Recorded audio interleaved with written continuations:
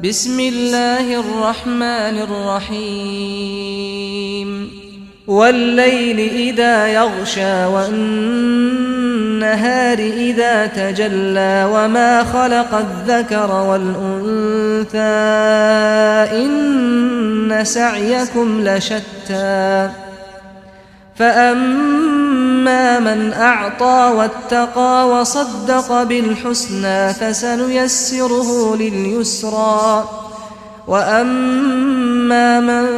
بخل واستغنى وكذب بالحسنى فسنيسره للعسرى وما يغني عنه ماله إذا تردى إن علينا للهدى وإن لنا للآخرة والأولى فأنذرتكم نارا تلظى